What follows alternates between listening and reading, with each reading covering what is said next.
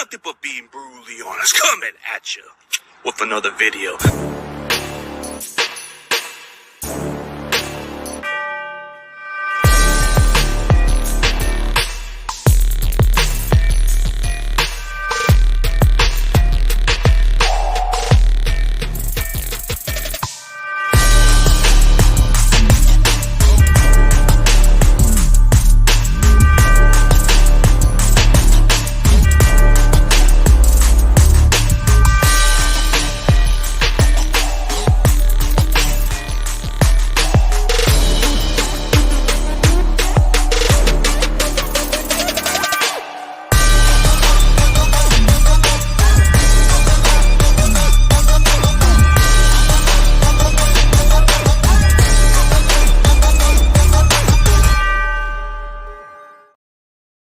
Ladies and gentlemen, let's welcome the legend, 95.7 The Game, Joe Shaskey, a.k.a. Butcher Boy. How's it going, dude? What's up, man? How you doing? Doing great, man. It is an honor to have you on the show for once, man. I've been watching you for quite a while. You and Bonte. I did appear on one of your guys' show from Clovis. Oh, okay. Very cool. Yeah, very cool, man. Thank you.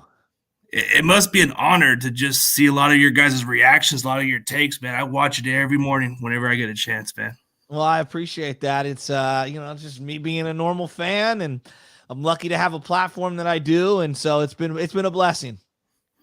Absolutely, man. A lot of your takes are spot on at times, and man, it's just if we would have just had the opportunity to get over the hump, man. It just hurts me every year. We're just like the Cleveland Browns of this era. We can't win the big one. Is that what you're getting at? Yeah. I mean, they've had like the Cleveland Browns. They haven't even sniffed the kind of success that the 49ers have had. Look, it sucks that we can't win the big one.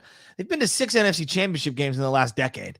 I mean, 6, so they are doing some things right. Like, I mean, I want the Super Bowl too. Would you rather be like the New York Giants? Would you rather win a Super Bowl and then go dormant for a decade? Or would you rather be competitive and lose heartbreakingly and not get the Super Bowl, right? Like, it's tough. I would like both, but very few teams seem to be able to do both. Yeah, I get what you're saying. The success matters and we keep a good team going forward. But it's just when I say the vibe of the Cleveland Browns, they were once successful in a different era. And then once they became in the 80s, they fell apart. Yeah.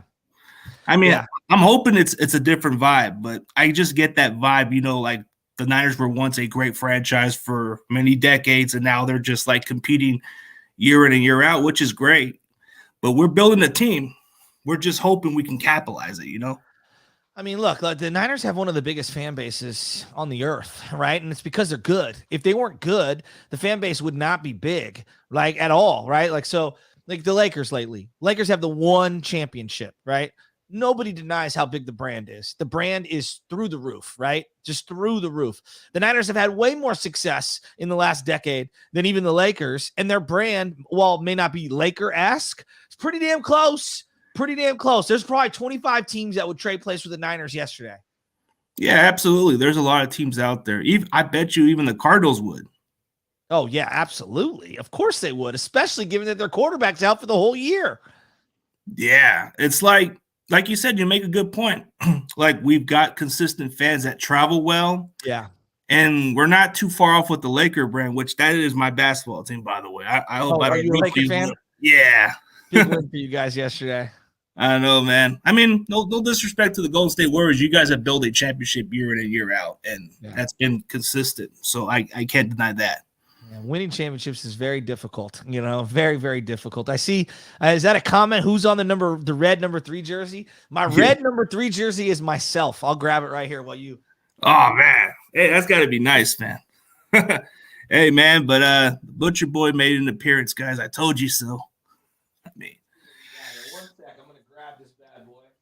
All right, no problem. This is my red number 3. Oh, nice, bro. I even have my own customized with Ruthless under number 53. Nice. I'm Joe Shaskey III. So I got number 3. I got a couple of custom number 1s with Shaskey because I figure everybody's bouncing around, in terms of the players. I stay the same. I'm going to be a fan for life. You know what I mean?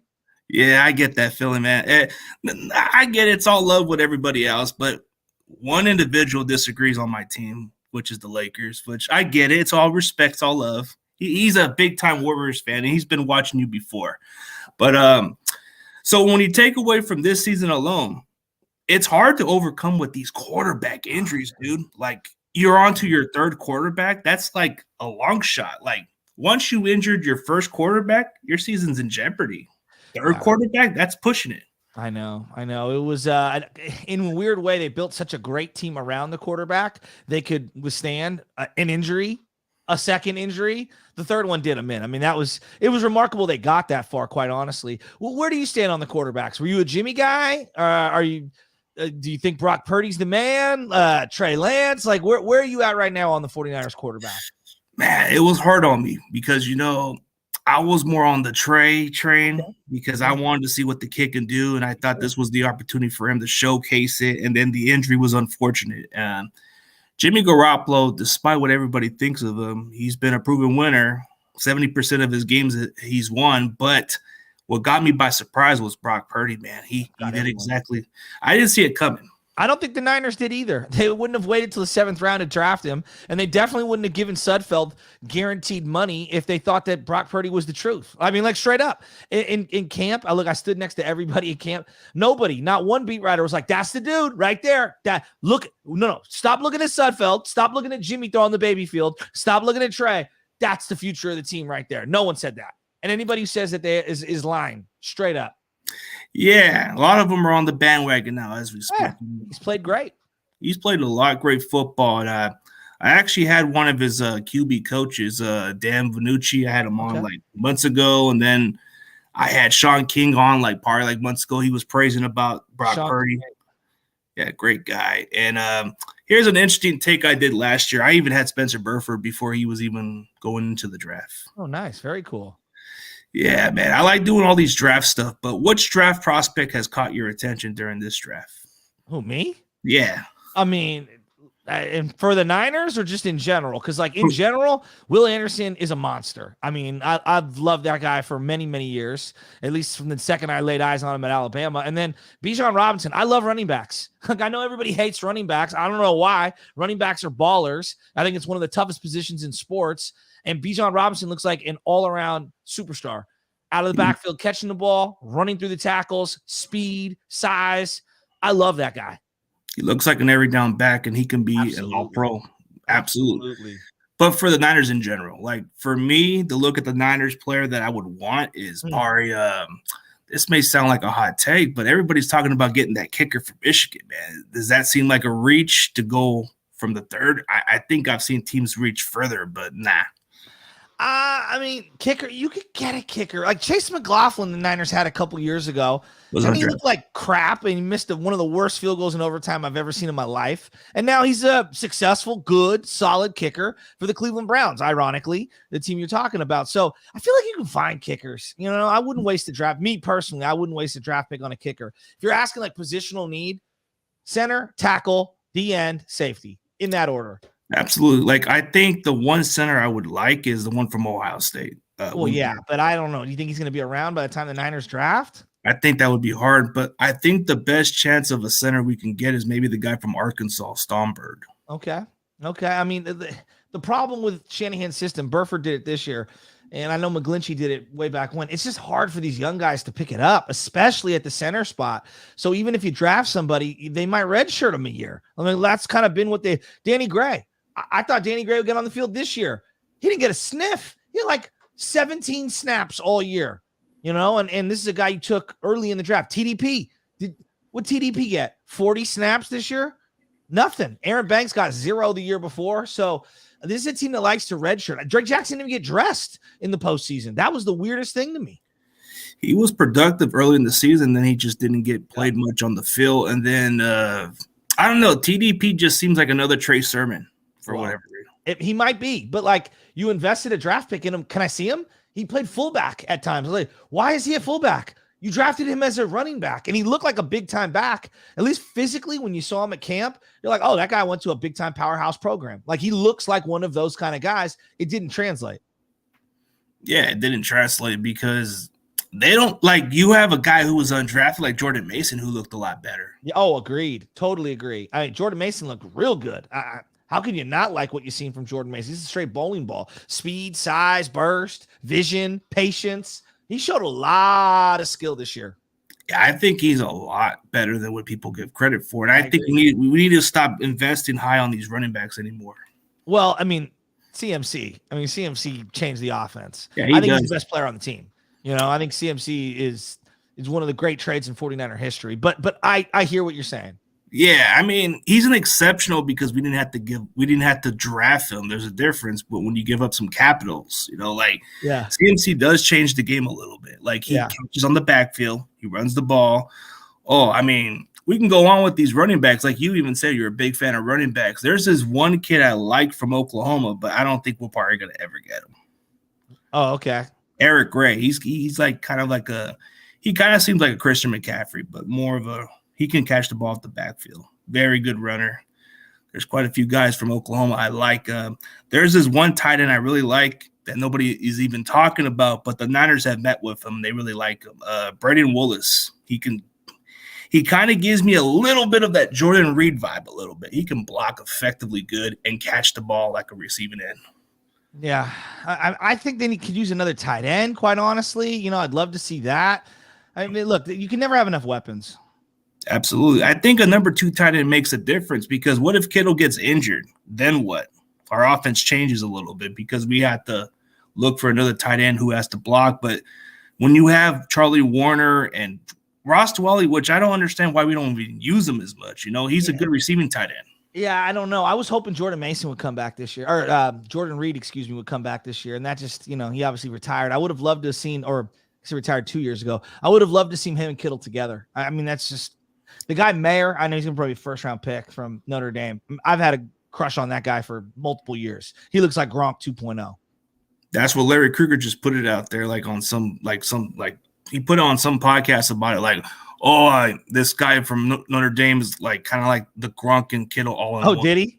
Yeah, I would love that. I mean, I'm a Notre Dame fan. I'm an Irish Catholic, so I've been all over at Mayer. He started as a freshman. I mean, he's a stud.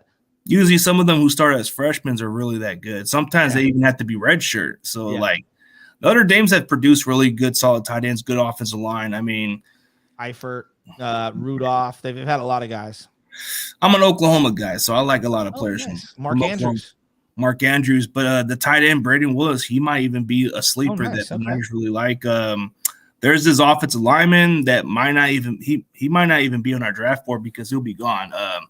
Anton Harrison. He's kind of like built kind of like Trent Williams. But then there's another guy. There's another guy on the other side that just came from a transfer from Tennessee. He plays tackle with Oklahoma too. He might be available in the third or later rounds. Nice. Very cool. Yeah, Wanya Morris. He's about as tall as like Trent Williams, a little bit bigger. I mean, Trent's a superstar. Yeah, he's a stud, man. He's a stud, and he played at OU too. So there's a lot of good players coming out. But I feel like in this year's draft, there's this one guy who may fill the need, and I think I did a lot of my due diligence. Sidney Brown from Illinois could be the starter from day one for us. Wow. Well, where is he projected to go? I think projected between the third round. Okay. Well, I got this feeling they're going to jump up. I don't know. I see them at least getting into the second round. Oh yeah, absolutely. Here's a good question right here by my boy John Jay. Have to this question. I'm pretty sure you attended Candlestick, Michael. I grew up right down the street. Are you kidding me? I probably here. Let me grab my tickets here. I probably went to 150 games at Candlestick. One sec. I'll grab. Man, John Jay, but John Jay just likes to know all about he's all about because he's from the Bay too. He's from San Francisco, so he has a lot of ties with the Candlestick stuff. So let's go here. I mean, just to give you an idea, I've got this many. This is just my 49er tickets. Yeah, that's a nice collection, man. I got hundreds of tickets. Did you even take their seats? I got hundreds of tickets. I've been to a zillion different games. We had season tickets in my family. My grandfather had him going back to Kezar. I'm a fifth-generation San Franciscan. So my grandfather had him going back to Kezar. My dad had him in 77. And then me and my boy Mike and my brother, we bought tickets 2001. And I went to as many home games as possible in my life. I was very blessed and lucky. Yeah, it's a good feeling. I've only been to one, so it's like the one Oh, against nice. the one against the Redskins in 2008. Oh, nice. Sean Hill was that quarterback in Oh, I love Sean overtime. Hill. Yeah, he was that one guy who had that one solid year where he was the third string quarterback that came off the injury from Alex Smith, Trent Dilfer, Yes. and then he had a good game against the Bengals, and that was his risk. Like that was he was making a strong case to be a starter the following season, and he didn't do much after that. No. But But I love Sean Hill. I mean, actually, I thought that Garoppolo reminded me of Sean Hill in many ways. Undersized, kind of a slinger, more of a game day player than a practice player. You're not going to wow anybody in shorts. yeah, that's a lot to say about Sean Hill. Like he could have been something, but I guess he just wasn't meant to be. But Jimmy Garoppolo, when we made that when we made that trade for him, it caught me by surprise. But now it's a different direction. Like I think Jimmy Garoppolo, just by my prediction, I think he's going to the Raiders. I mean, probably. I'll be very interested to see what kind of success he has. Do you think he's going to be a successful quarterback away from Kyle Shanahan? With Josh McDaniels, he knows how to use his weakness a little more to his strength. So I think he may not have the similar success, but he might just have enough success to where the Raiders might be very competitive, very little bit, not the same as what he had in San Francisco. I mean, that's the hardest division in football right now. You got Sean Payton, Andy Reid, you've got Mahomes, Russell Wilson, and you've got Herbert. It's a tougher division. And I think the fact that Carr was let go was a blessing for him. Now he goes to the Saints. That just caught me by surprise. I can't believe the amount of money he got. I'm shocked the amount of money that Derek Carr got, because I do not think very highly of Derek Carr. I think he's on his best day, 15th best quarterback. Yeah. Oh, wow. So John Jay says he's attended a lot of Giants games and all that stuff. But, dude, I kind of appreciate the old-time stadiums, Oh, yeah. The last game was when the Bowman had the pick six, bro. That was probably the most legendary. But for whatever reason in that season, bro, we had a chance to have home field advantage, and that one controversial call cost us that damn home field. Face mask down in New Orleans against the Saints. Ahmed Brooks, I'll never forget it. Drew Brees turned to the official, whining and crying. People forget after the pick six, they actually had to beat the Arizona Cardinals, and Quentin Patton made a sweet catch down the sideline. I know, Quentin Patton. I know, he's that unknown guy, number 11, Yeah, down the sideline for them to win a game late in Arizona in week 17. It was freaking crazy. He had that weird dance. Oh, yeah. Him and Bruce Ellington, I thought were going to be good, and I was way wrong. I thought Bruce would have been at least a nice versatile receiver, kind of exactly what Debo is. Yeah, that's a good call. Not as tough. Neither of those guys are as tough. They like to celebrate. They didn't like to get hit.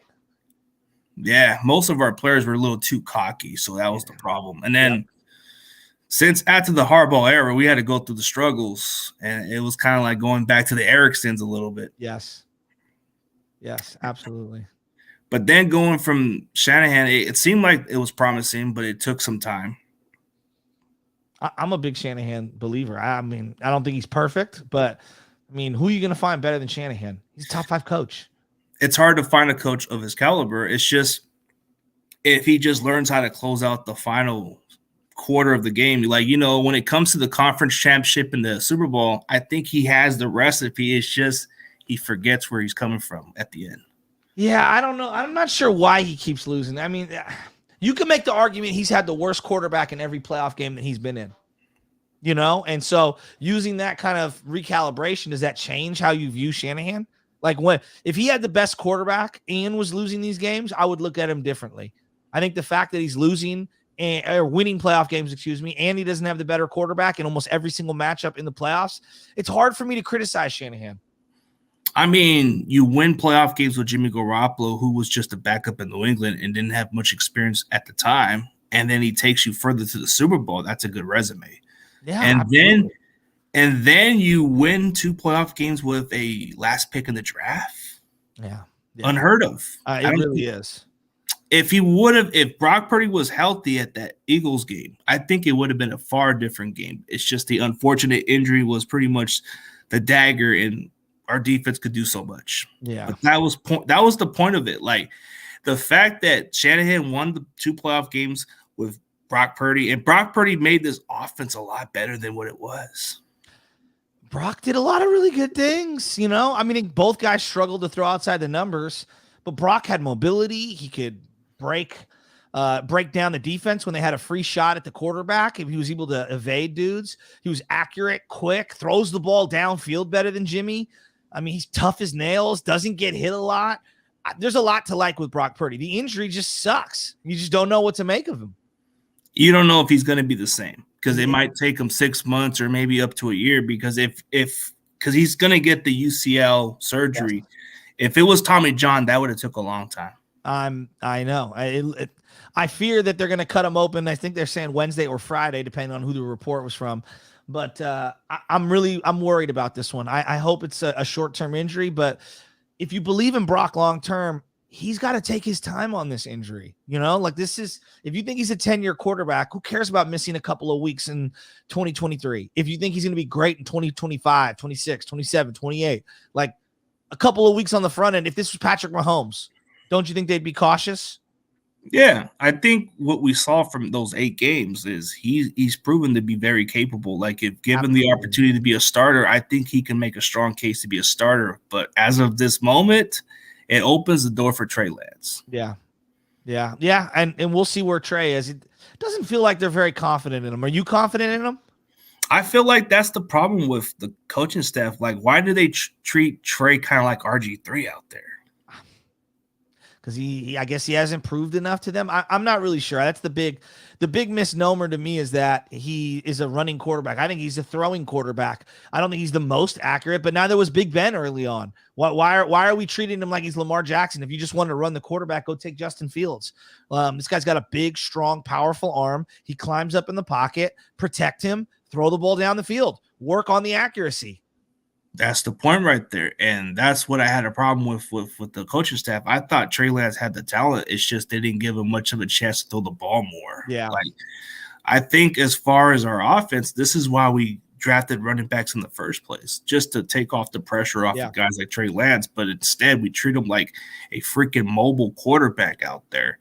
Yeah. Like, the difference between him and Josh Allen is Josh Allen's a lot tougher than what people give him credit for. Well, yeah. I mean, Josh Allen's a superstar. He's amazing, you know, and if you would have taken people's senses after 1 year, we would have said he's garbage. And if you'd have said the same thing about Mac Jones, we said Mac Jones pretty good. Year later, Mac Jones is garbage. You know, the league is very unforgiving and things change quickly. Baker Mayfield, one of the greatest rookie seasons of all time. Now he's going to be on his 4th team in 3 years. And he possibly could be our 3rd string quarterback from the looks of it. Or your starter. Oh, my God, dude. You know, he was really good for Cleveland, but I guess when he went to another team, it just wasn't the same. And so what's your thoughts of maybe potentially Baker Mayfield coming to the Niners, maybe as a backup or 3rd string? I'm out on Baker. I just don't think he fits. Like, too much drama for a what I deem to be a backup quarterback. I think they can get away with Andy Dalton. Like, I don't think Andy Dalton is that bad. I mean, he's decent. You're just trying to win a couple of games, you know, because – you're hoping that Trey can, you know, be the starter. You're hoping that Brock can get back and get healthy. Why would you want to bring in someone like Baker Mayfield and then alienate him if he's not the starter? Because you know he's going to make a big problem with it. Yeah, there's just other options, like you said. Like, Andy Dalton's not that bad of a quarterback. Like, he could put up numbers. It's just like you said, if we need him for a couple of games, he might just win you a few games here or there. Exactly. There's another option I'm hearing about also is Mason Rudolph. I'm like thinking, oh, hell. No. I'm out on Mason. Big, stiff quarterbacks. I'm out on Matt Ryan. I'm out on him. I'm out on Tannehill. I'm out. No way. Yeah, no way. But what do you think of the possibility that the Chargers are going to cut Khalil Mack just to make room for Cap to just sign Herbert? I think that's another guy we might want to get. I'd rather have Bosa, his brother. Oh, yeah, I'm hearing that too about those takes. I would rather have Bosa's brother, quite honestly, if you could. I think that would be a match made in heaven. I think he fits variety of reasons. I would love to have Bosa over Mac. Mac hasn't been a good pass rusher for a couple of years. A solid football player, but you're paying for name, not value right now.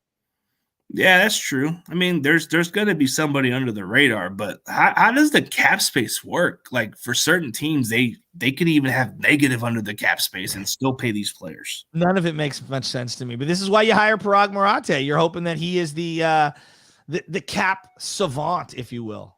Oh, yeah, we're hoping he can be, man. It's just Is it just a myth or what, man? Like it's kind of like, the Rams, for whatever reason, I'm just thinking there's something illegal behind the scenes that they're doing, or they're doing something that They're I'm not. also selling everybody right now. So they got rid of Bobby Wagner. They're getting rid of Allen Robinson. They're going to get rid of Jalen Ramsey. Like, they had to pay the piper at some point, and now is when they pay the piper. The question is does Stafford even retire or come back or what? If Stafford's done, they're done. Oh, absolutely, dude. Because he last year he didn't look the same. He wasn't throwing the ball like he was the previous years, and I think at some point, like last year, even though I don't care for the Rams, I thought Mayfield made a strong case to maybe be their guy going forward. But instead, Stafford wants to be back. That might set them way back apart. Yeah, I just don't. To me, they're irrelevant right now. I feel like Arizona is irrelevant. It's us in Seattle. And I think we have the upper hand on Seattle, but Seattle's got 2 top 10 picks. Yeah. I'm very interested to see what they do this offseason. It could either be Will Anderson. I'm hearing a lot of buzz about this Tyree Wilson dude from Texas Tech. Man, I'm hearing his name pop up a lot. Do they take a quarterback and stash him? I'm hearing possibly that maybe Anthony Richardson. I'm hearing his name's popping up a lot in the combine. I'm hearing that the Seahawks really like him too, or CJ Stroud. Well, CJ Stroud is a stud. I like CJ Stroud a lot. I watched a lot of Richardson. Don't love Florida as a program in terms of their coaching and setting him up for success. He has a lot to like. I think he has a long way to go.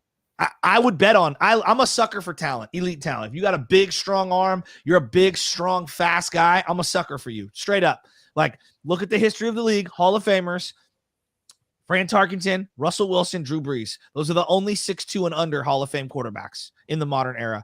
Big, strong guys do actually work. Outliers are outliers for a reason. Yeah, like you take the upside and sometimes it may pay off. Like Josh Allen, for example, he was a sleeper from a small college and everybody was liking his arm talent. And I've seen this kid a lot he grew up from my area. So, I seen him play at Ridley College, and then I worked at a small town where he was living at, which is Fireball, which is a country town. Like, dude, you'd be surprised. Like, not really much stores out there. To go to another place to go shopping, you have to go to another side of town. And wow. He grew up from that type of town. A lot of people talked about how this kid was going to be successful. And I had to do a lot of my research on this kid. And I watched a lot of Wyoming football that year. Brian Hill and him were a combination, and they had a little white wide receiver. I actually have a tweet from 2016 where I said, Josh Allen will be a superstar in the NFL. It's the only quarterback take I've gotten right in the last decade, but I nailed that one. I mean, and he's better than even I would have thought. Yeah, there was a lot of good takes I had. And last year, I know a lot of people were thinking I was just too delusional about this take, but I even said Spencer Burford would be a starter from right off the bat. Yeah, well, he was. What a stud he's been. Yeah, and it didn't even surprise me because when I interviewed this kid, he conducted the way he was as a professional and the way he played the position. He was very versatile. So I'm like thinking, I think he's going to be a starter from day one. Wow. Well, I mean, they did a great job. I think the one area that I had the biggest concern with where they went above and beyond was the offensive line this year. I thought the offensive line was going to be a weak point of the team, and it ended up being one of their strengths. Yeah, offensive line during that offseason was the question mark because the center position, and then you had the 2 guard spots, and that was pretty much what people were questioning about.